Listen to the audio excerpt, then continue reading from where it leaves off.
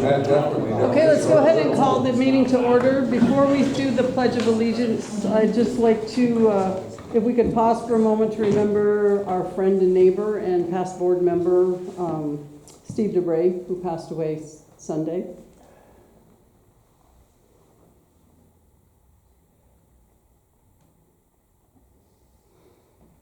Thank you. We'll do the Pledge of Allegiance now.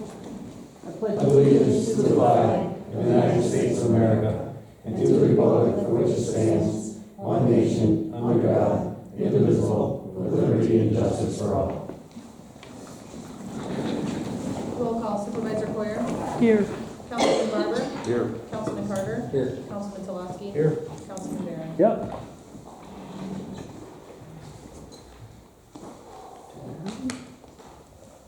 Okay. Glasses on. Need a motion to accept the minutes from the March 27th regular town board meeting, please. I'll go ahead and make that motion to accept the minutes from the March 27th, 2024 regular town board meeting. I'll second it. Any more discussion? All in favor? Aye. Any opposed?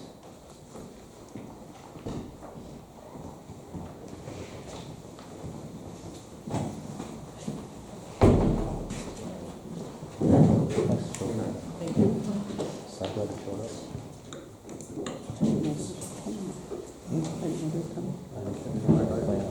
I went over there, I didn't even know. All right. That's all right. All right, you guys have the supervisor's monthly financial report.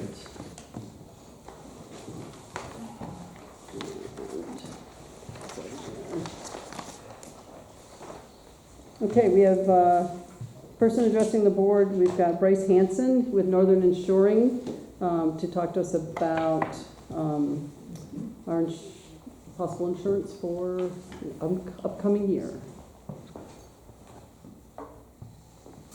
Copies for you all too. Thank you. Yeah, no problem. Yep, absolutely. Thanks, Bryce. There we go. Look at that, you even have enough. Thank you. Absolutely. Absolutely. So who knew I'd get a podium and everything? Look at that. And of course, your favorite part of the program, right? You get to listen to the insurance guy talk about insurance. And how much is gonna go up? So do your best to, yeah, you ain't kidding. No, it's going down. It's going down. You ain't kidding. Yeah, so, I guess just as a little bit of, kind of the background, Deb and I working together here to get the information we would need for applications to get this proposal together for you all. I know right now you're with, the carrier is Trident. Here, one of the carriers we represent is NYMER, or the New York Municipal Insurance Reciprocal.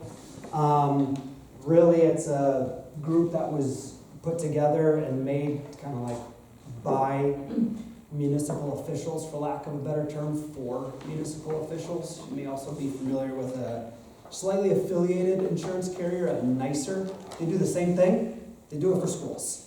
It was, founded by school board officials for school board officials. And yeah, in the world where, spot on, there's no doubt, insurance prices go up, up, up. Especially in the property line of business is what we're seeing quite a bit over the last, say 12, 18 months. Just carriers' responses across the board to, some of the storms that have happened. And again, not talking about up here, but nationally, as well as increased cost of construction.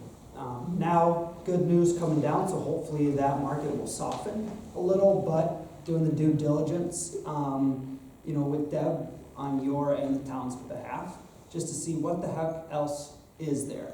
Is there a better option for us to consider, or are we going to confirm that Trident's the spot for us? So that's what we've done here. You'll see the copies of the proposals in front of you. Certainly am not going to insult your ability to read and go line by line through all of it. I know everyone sitting in the seats next to me probably doesn't want to listen to insurance for the next hour either. So we'll just kind of jump in. Again, kind of a brief overview. Also, if there's a question that you have, go right ahead and interrupt me. Thank you. I have vocal in-laws. I've been married for almost 10 years now, so I'm pretty well accustomed to being interrupted, so it's not gonna mess up any flow. So starting out, I mean, yes, we're here about NYMER, just real quick. The second page is just kind of a little snapshot about us, and by us, I mean Northern Insuring. What we are, who we are. Really proud of the fact that still locally owned, an independent agency. Kind of notice a trend towards a lot of buyouts of smaller agencies, but we're in our 4th generation now, and the plan is to stay that way. Next, page 3 there, again, this just highlights that, kind of what we can do, what we can help coordinate extends beyond just the insurance policy itself, right, to help with some risk management. Not anything I'm gonna force feed anyone here, but again, just kind of more of that awareness piece for real, whether it's, contract review. Someone's coming in to do some work on a building, outside contractor. You can help look at those insurance requirements before they start, making sure that they are, protecting your best interest, just as an example. The 4th page, just titled Why NYMER Makes Sense. Again, you see a whole host of bullets there. I'll highlight just a couple of them that I think make sense to discuss with you. One, the second bullet down, they do actively partner with municipal associations, right? So not necessarily just sitting high and away somewhere in an ivory tower, passing down what coverages make sense, what rates make sense. And then a few more bullets down. This is one that I personally am a big fan of with NYMER. They will very actively and aggressively on your behalf fight, kind of like fraudulent or frivolous claims.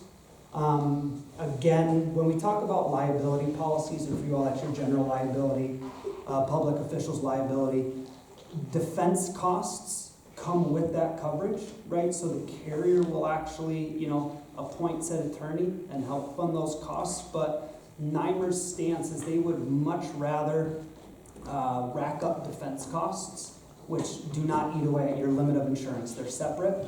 They'd rather do that and fight a frivolous claim than just settle to make it go away, which is rare now, especially in what the industry has coined social inflation, right? Juries are more sympathetic to claimants than ever, which is resulting in year over year, higher than average payouts. If something smells fishy, putting it bluntly, NYMER will fight on your behalf. And there are, few attorneys that they will use. This is what they do. They're experienced with it, so that's why I want to highlight that for you all.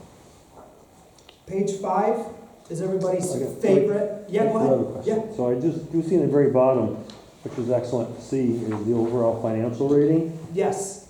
A minus, that's excellent. Yes. So that's one of the first I look for is what is your, you have to go through the audit process for sure. Yep. And from that audit process, you get a score. Yeah. And that's your score, so that's excellent to see. Yeah, and that's what NYMER pays very close attention to that. Obviously, they have a very in-depth with the audit, and then their own internal actuaries and pulling the reports to help with, kind of where ratings will be, as we look at reserves versus losses, all of that, NYMER's in. But it's something that for them, for NYMER, isn't an accident, because they understand. Good to To see. pay out claims, it's in the financial realm more broadly, so you might as well have the backing to be able to do it. Very good. Everyone's favorite or least favorite page? What the hell's the bottom line on this bad boy? So you'll see here, we break it out line by line for you. Again, I don't believe that you have renewal information yet from Trident, not yet? Okay. So largely that will be, what your decision will really be based off of. In speaking with a few people at NYMER over the last 18 months, they have taken quite a few municipalities from Trident, largely based off of what the renewal pricing from Trident wound up being. So again, more bluntly, a little higher than the expiring premiums, but the amount higher is less than what the renewal increase from Trident winds up being. What was the 2023 Trident price, you know? I don't know off the top of my head. I'll ask. Right in the ballpark-ish of, it's like in between 81 and 82. So you're looking to think that, so this figure is 86,775, so you're almost looking at a 7% renewal increase? That's very possible, yes. Okay. Just looking at increases, I know from, those insurance that I work with, and this is municipal and outside of municipal, for a while when I started, you could pretty much put a stamp on a 3-4% increase and call it a day. Okay. Now, we are seeing a trend towards, 9% increases are very, very common, even in excess of 10%. This is, the best that NYMER is able to offer. So that's what we have here. So I wish I had a crystal ball. Well, if I did, I would be able to tell you, yeah, this is better, and we're good to move forward. So hopefully not, wasting your time here, but Okay. yeah. I appreciate that. Yeah, absolutely.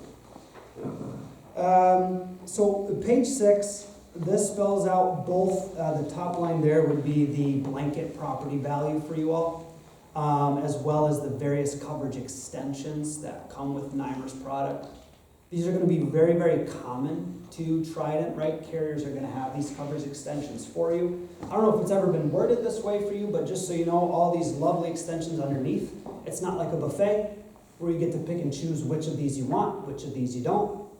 You get all of them or none of them. So, again, some here will, certainly at a minimum match what you have with Trident.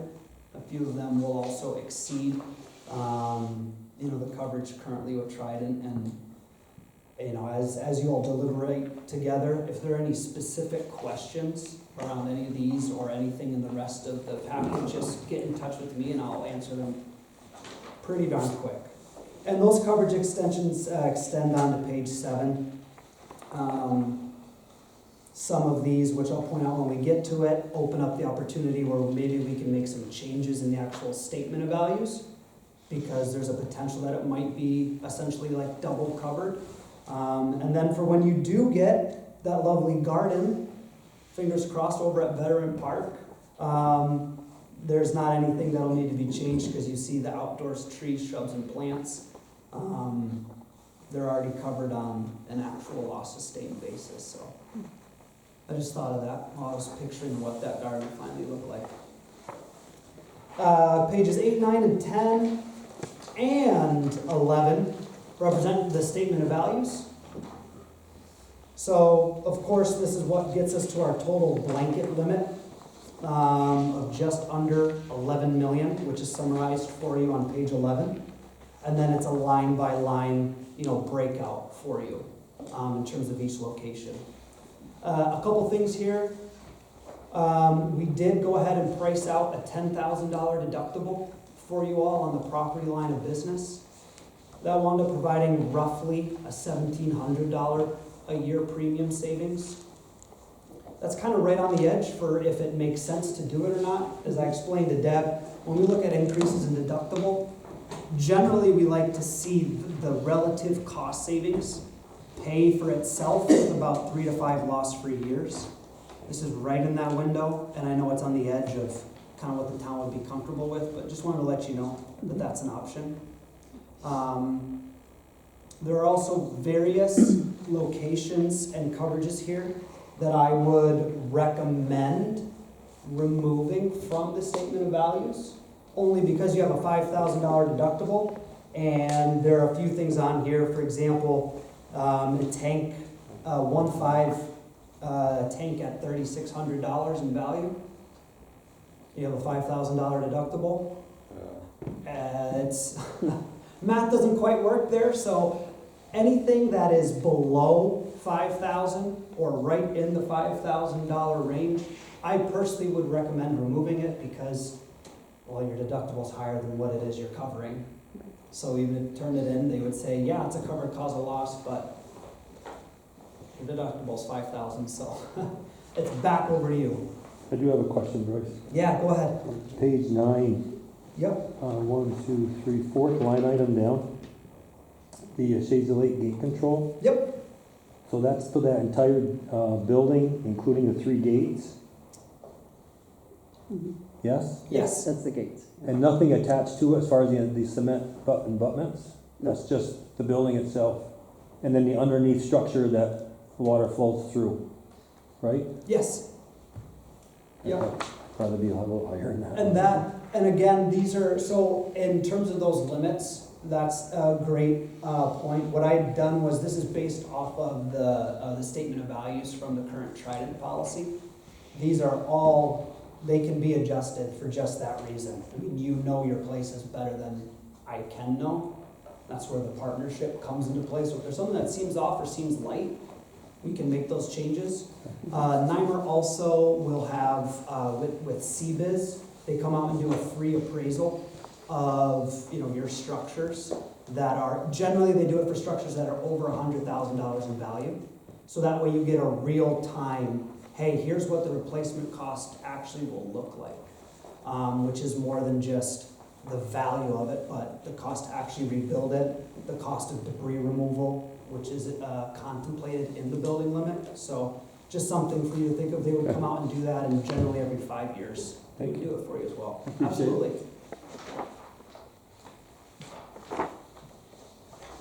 Any other questions on the statement of values? Okay. Then just real quick, one of the coverage features, right, with NYMER, you'll have the earthquake and flood coverage at $1 million limit.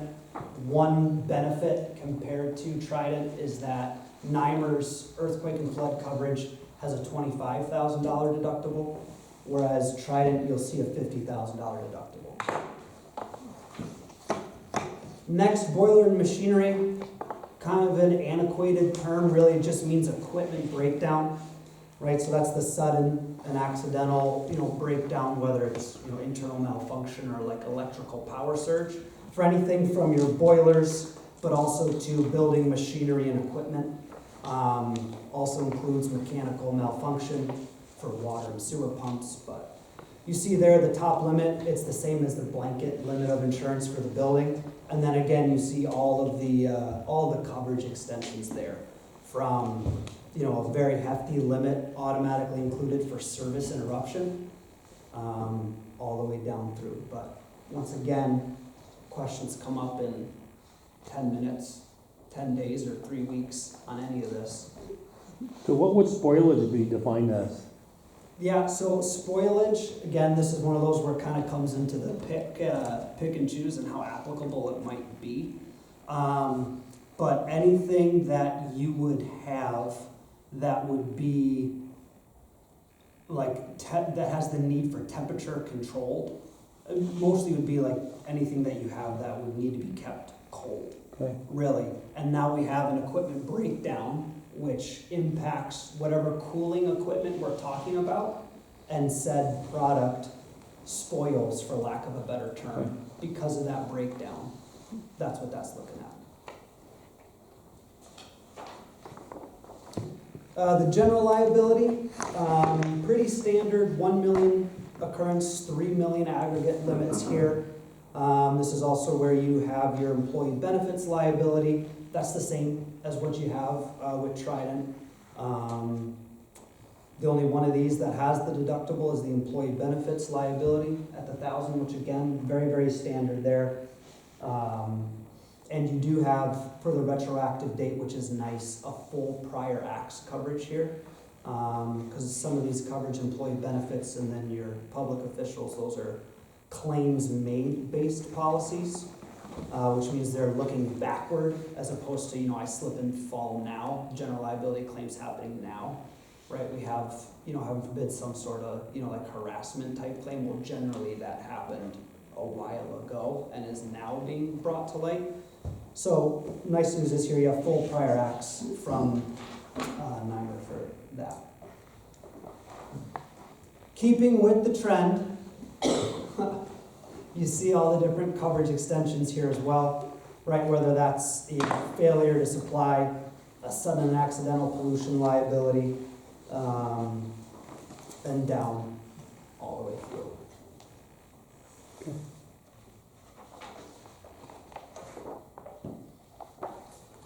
Any questions there? No. Okay. For municipalities, the owners and contractors protective, again, this is small, but something you have with Trident as well. So limits are the exact same. This coverage functions essentially the exact same. There's nothing wild or crazy here that you could change or improve upon. Which brings us to the auto on page 17. You have the $1 million liability limit. Okay, I do have a question there. Yeah, go right ahead. I think, maybe I'm reading this wrong, That's okay. but I think the value on the 2011 International Dump is wrong. Okay. In which way would that need to go, up or down? What page are you on? 2011? No, What do you think? What page are you on? he's on page 18. Okay, you jumped ahead. Jumping ahead of the I class. was looking like, wait a minute. Where the heck are you? Medical page. Sorry. Yeah, I mean, that's good, that's gonna be coming off before we enter into a new, agreement anyway. Okay, but it still affects our rate though, right, for that price? Right, Price range? but that's gonna come off and Okay. the new truck will go on. So it'll wash. That would be a wash. Not gonna leave that one for a backup truck or no? But not that value. Yeah, no, that's what I Yeah. mean. You just have to. But we can fix that. Absolutely. Okay. Yeah, again, based off current values. Sorry, jump ahead, I just saw that number. No, Yeah, that's. no, no, I know what you're saying. I no, think you- that's fine, that's the current value.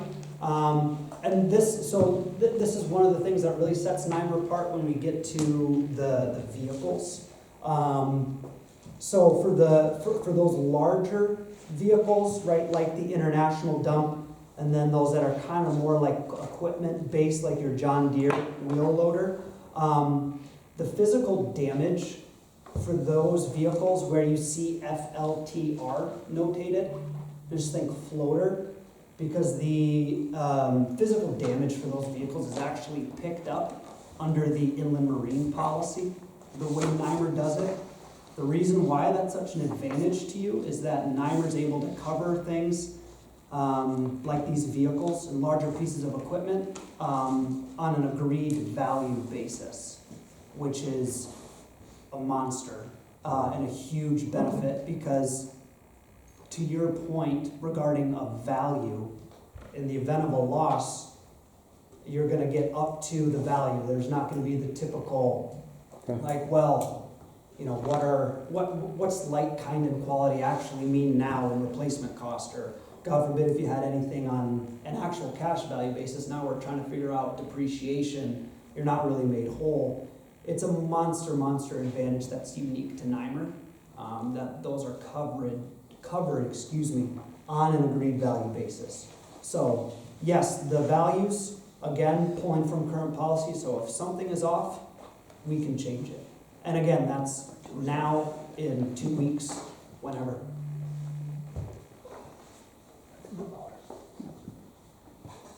Okay. And then you do get to, the next page is the inland marine, right, which ties in that auto physical damage I had just talked about in the top line. They do split out Sorry. vehicles that are valued at over $250,000. That's where you have the second line. And then you have, you know, the total amount in your contractor's equipment, your playground equipment. They also automatically give you the $100,000 for your unscheduled leased and rented equipment. And then you did have what I would call just kind of one of those throw-in coverages. And it's for unscheduled tools and equipment, those smaller things that we're not gonna think to schedule out, but if there was a larger loss, we'd like some help from a carrier in helping us with. That's the bottom line. So it's a $60,000 total limit of insurance. with a per item limit of $2,000. And the third bullet's down where you see what highlights the agreed the agreed value being applicable to those vehicles scheduled. And then the schedule of equipment is on the next page.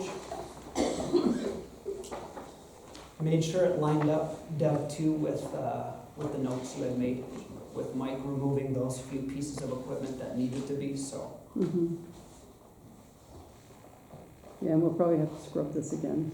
And again, and this is one of those where, even though it's printed, I know it looks beautiful, work real hard on it. Anything can be changed, removed, increased, added, and that's not just before the effective date, but this is, of course, afterward. Cart before the horse sounding there, but if we decide it makes sense for us to partner together moving forward, and a few weeks in, it's like, oh dang, we don't have this Bobcat anymore, but we have this other, no problem, we'll take care of it right then. Mine is quicker than maybe. Yeah, just in here. Page 21 brings us to the crime. All right, this is where we have our public employee dishonesty, funds transfer fraud, computer fraud, forgery and alteration. And then, tax collector and treasurer are included as insureds under this policy as well.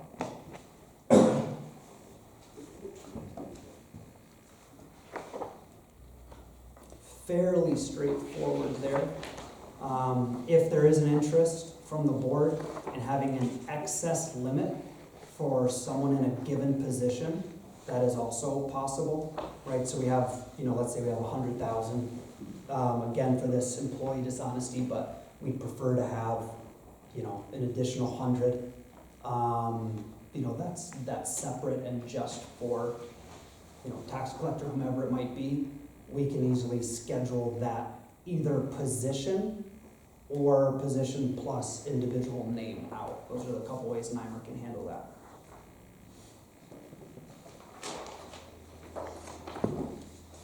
And now the public officials liability, in case you all get a little crazy up there. Again, you have the 1 million occurrence, 2 million aggregate limit here. Again, this is for, those wrongful acts, negligence on the part of the town's public officials. This is also where we see the employment practices liability covered, right, which brings into all those, difficult to talk about but necessary, harassment, hostile workplace type claims. Once again, important to note here, NYMER can put this in terms of that retroactive date onto a full prior acts. So it's not like their coverage will only go back as far as, when they start their policy, or even as far back as what Trident does currently. Your retroactive date currently with Trident is, I can't remember the exact month and day, but I do know it goes back to 1997, right? So if whatever situation that gave rise to the claim occurred in between now and 1997, you would have that coverage from Trident. However, if something were brought to the attention that was prior to 1997, yeah, pretty unlikely, but just pointing it out, that's not something that would be covered by the current Trident policy. So you mentioned earlier in your presentation that NYMER's legal team are usually quite aggressive when it comes to any type of issues relating to fraud or whatever. What is NYMER's history relating to the aggressiveness on issues relating to town officials? In what, so? Discrimination, harassment? Oh yeah, so again, that would be a similar stance regarding the validity of the claim. If it, of course, there is, the whole boatload of, investigation, conversations, interviews that takes place. And if there is, one where, it feels, again, kind of either fishy or frivolous, actually, I think is the most applicable word here. then that's the same stance, is that, you know, they're gonna go ahead and fight a frivolous, suit in terms of those defense costs, and not just looking to settle to make it go away. If there is validity to it, then they will also handle it accordingly as well, of course, up to the policy limits. Thank you. Yeah, absolutely. The other nice thing about NYMER in terms of this coverage specifically, you see that there's a $5,000 deductible. The unlimited defense expenses you have, let's say there is a suit and there's no indemnity payment made, it just winds up being defense costs, your deductible does not apply. And by that I mean your $5,000 deductible will only apply in the event an indemnity payment is made, which is another advantage. So the defense costs are outside the limit of liability, and if it's defense only, you're not going to have to pay the deductible. Some of what I've covered, and more is outlined nice and neat on the next page.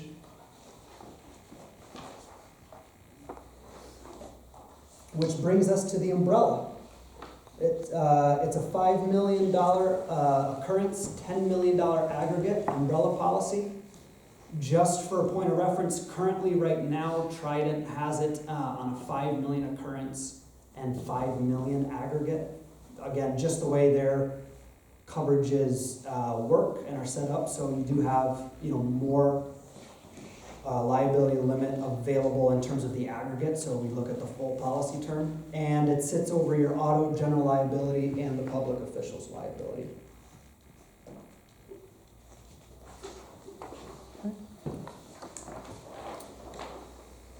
Let me see here. Yeah, so the next couple pages just kind of highlights some specifics around NYMER's risk management program. Again, they have a very, very vested interest in the municipalities that partner with them. That's actually why NYMER will refer to you as a subscriber and not as an insured. So this is really up to you in terms of how much you would want to take advantage of, how hands-on or hands-off you would want this to be. Tying it back into myself, my role here is regarding NYMER's risk management is really your air traffic control. Right, I hear, come in, talk with whomever might be interested in something, or just listen to how things are going in some areas that potentially could be improved from an operational standpoint, especially looking at safety. And then I would coordinate whatever meetings, conversations, etc. would be needed from a given NYMER representative. And then I would be there, to kind of sit and listen in those as well. Time's up.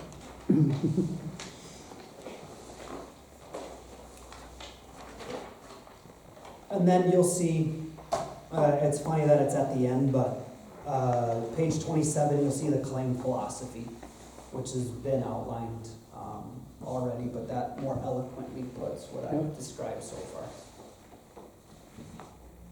Good. Kind of last thing from me really is just the reminder that while what is sitting before you in the packet certainly would be covered by NYMER, in terms of my role in this, I just like making it very, very clear that I would be on your team, your advocate, right? So being, the independent agent that we are. It's not like a captive agency where I kind of like half work for the carrier, half work for, a given insured. My role is to be your advocate. My role is to be, very literally your agent. So that includes real quick turnaround times on like the daily servicing needs that might pop up, and extends to kind of those proactive conversations, right? We're thinking of doing this. What does that look like? Walk you through that. Helping and assisting if a claim does arise. Again, I'm not here to make the determination on coverage, but I am here to make sure that the claim is handled efficiently by NYMER. And if there is any sort of, disagreement, well, then I get to jump into the coverage forms, have some nice light reading and compare interpretations of it. So I do just like to at least provide that reminder of kind of what my role in this for you all is. Any questions right now? It's good for me. Nope. Pretty good. Good. I appreciate it. No, I appreciate the opportunity. Thank you all very, very much. And I have said it a couple times, but I do genuinely mean it. If the question comes in your mind in 2 hours or in 2 days, please reach out, let me know. Be able to answer it pretty darn quick, especially knowing it's gonna be coming up to decision time for all of you. Thank you, Bryce. Thank you, Bryce. Appreciate it. Good? You're good? Thank Okay. you. Okay, thank you. I got it, before you take that. Yes. So indemnification, regardless of the situation, you're saying you are automatically backing the person, the employee, the company, regardless of what takes place? Oh, so You again. are in his defense? Yep, so what'll happen is, so the carrier NYMER will automatically provide defense, providing up until the determination is made, if it is a covered cause of loss, right? So if we're looking at like an egregious criminal act, well, the intent of an insurance policy is not to cover a criminal act like that. What it would do is provide coverage for the town.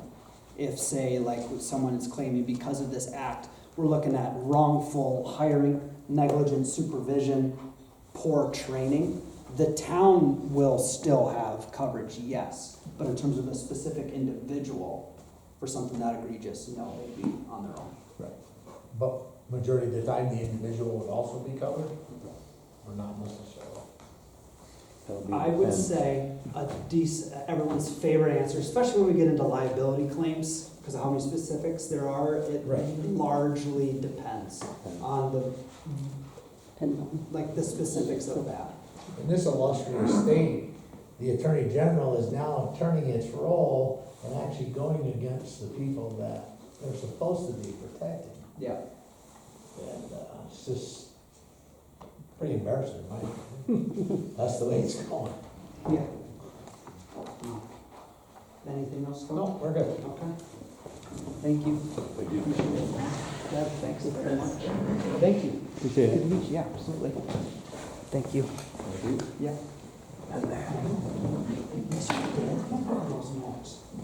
Thanks a bunch. Very good. Good job. Hey, thanks. Do you need anything from me? Yeah, good. You need in the office? Thank you. Appreciate it. Let me know whatever you need. Okay. all right. Now we all know a lot more about insurance. All right. Public comment next. Is there anyone who wants to speak? So I invited Alex up. I had a concern about the EMS, the ambulance going into the prison. So I asked Alex to come up and explain how that works. If you don't mind, Come on up. just to get it entered into the record here, I would like to read the letter that I forwarded to you. Mm-hmm. And I actually I have. hate to say that this is a response to a complaint, because that feels like we're a step behind. But first and foremost, I want to make sure everyone understands is that as the EMS supervisor for Village of Amora, I'm a very reachable person. If you call the village office, extension number 6, that's me. It rings through to my cell phone, so when I'm not at work, you can still call and holler at me. And I try to be available for those questions. So if anyone has operational concerns, who our staff is, where our staff is, how and when they respond to calls, I will, to the best of my legal kind of purview, answer those questions. I enjoy having those conversations to make sure that the public is as educated as they possibly can be about what we do, because we ultimately are a public service. And then for those questions that I can't answer, those more executive side things, I can revert that to board members and to the mayor. So this particular letter was written in response to a comment or concern that was expressed here about Village Dannemora EMS responding to Clinton Correctional. So this letter outlines our policy when it comes to that. So, it has been brought to the attention of the Village of Dannemora EMS Department that there is a concern amongst community members about the EMS crew responding to Clinton Correctional Facility for the care and transportation of individuals incarcerated there. To comply with HIPAA guidelines, I cannot speak to specific incidents, but I would like to address what our responsibilities and policies are concerning responses to this facility. We, as has always been, are the first 2 ambulance unit assigned to Clinton Correctional for the emergency response, provision of pre-hospital medical care, and transport to an appropriate medical facility for all peace officers and civilian staff, as well as visitors to the facility.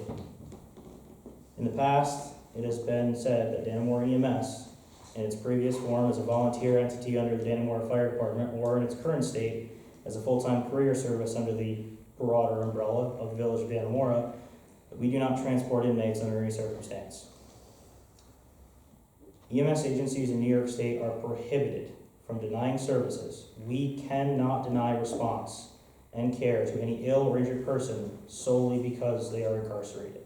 And if such a policy were maintained, it could result in penalties up to and including the loss of our ability to provide that EMS service at all. That being said, I would like to make clear that UVM Health Network CVPH/EMT CVPH is still the primary contract holder and service provider for the care and transport of incarcerated persons at Clinton Correctional Facility. We only respond to Clinton Correctional for the transport of inmates in the exceedingly rare event that no CVPH or Morrisonville EMS paid staff or volunteers, which are assigned as the next designated mutual aid company, are available. And as a signatory to the Clinton County Mutual Aid Agreement and consistent with the dispatch policies of Clinton County OES, we are required to respond in these circumstances. Or if we are otherwise directly requested by a unit or personnel on scene, having responded there for an emergency, we are also equally obligated to respond. I reiterate that these circumstances are rare, and though I understand some of the ire from the community at the thought of the ambulance funded in part or whole by taxpayer funds that may be unavailable to the community during the time it is being utilized to effect the care and transport of an inmate, it is done as a fulfillment of a moral and a legal obligation of the service. In much plainer words, I understand the tension around the subject. I understand the history as best I can as someone who's, to be honest, not been here for very long and not been in the position that I'm in for very long. What I can speak to very clearly is what our legal responsibilities are. And it's also why, like I said, I am more than happy to field these questions. I am a very easy person to reach. And at the end of the day,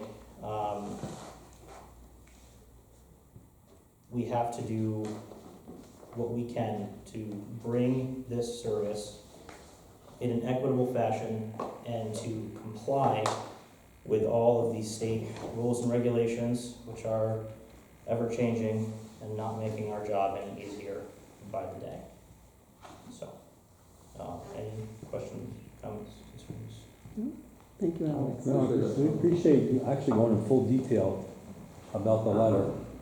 It does clear up a lot of mud out of the pond. Yeah. And being an ex-EMT, I know exactly what you're referring to. There's a couple of ex-EMTs in here I'm looking at right now who know exactly what you're referring to, and it'd be the worst thing for us to lose our CON because of a denial of going to assist a person in need. Yeah. And unfortunately, yeah, it does bring some sour taste into our mouth, but the law is the law. It's like anything else, you have to abide by it. Yeah. A lot of things change. Like I said, I know this has been kind of a transitional period with us kind of coming on as the primary provider of services to this area following the dissolution of Flying Mountain Ambulance Service. So directed mostly towards the public. If you have questions, if you have concerns, I am always reachable and I will always do the best that I can to answer those questions. I want to thank you for your quick response yesterday to the incident that just happened right out here. We appreciate that. Thank you. I do have a Thank- question for you. Sure. Because I'm still concerned about this, because at this time, when you're in there getting an inmate out of there, that's rather rape or murder to kill somebody, and somebody up here in Lime Mountain is dying, or anywhere else in this town is dying from a heart attack or any other reason, we have no ambulance now because our one and only ambulance is inside prison getting a convicted felon. So what is gonna be our solution as a town board to fix that problem? So I can say that we evaluated the possibility in the absence of Saranac participating. It was supposed to be a 3-town contract, But it's not. which did not happen. The anticipation was that we were gonna staff 2 ambulances, one of them being in Lime Mountain. When that deal fell through, we did evaluate the cost effectiveness of maintaining that second ambulance. We looked at staffing certain months out of the year, certain hours out of the day. And I'm not gonna tell you it's not doable. I will tell you it is extremely cost prohibitive. And essentially, what you would be doing is you'd be relying on your next closest mutual aid company, which would be either Saranac, coming out of their Station 1, or Ellenberg. So we do have the benefit now that almost every township in this county has a paid EMS service. And we are within reasonable proximity to each other. If a second call goes out in the town and the village, you're automatically getting one of those mutual aid companies. They're already on the road. We are in the process of helping Lime Mountain Fire Department get reestablished, get their BLS first response certification, so that firemen, local volunteers are going to be able to respond to those medical emergencies in their own communities and tender that initial medical care. So there will be a response. And once we get the old Lion Mountain ambulance recertified and put in service, I'm in the office about 50-50 compared to today. Obviously, I was on the rig. But I'm usually there available during the kind of Monday through Friday.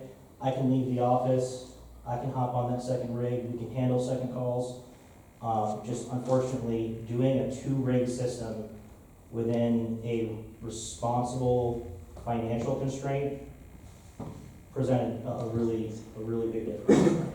So I would love to see 2 staff rigs. I think from an operational standpoint, that's the responsible thing to do. But from a financial standpoint and from the real life standpoint where we have to operate from, right now, it can't be done. Just to piggyback on that, Alex, too, so basically what happens is CPH has a contract, how many ambulances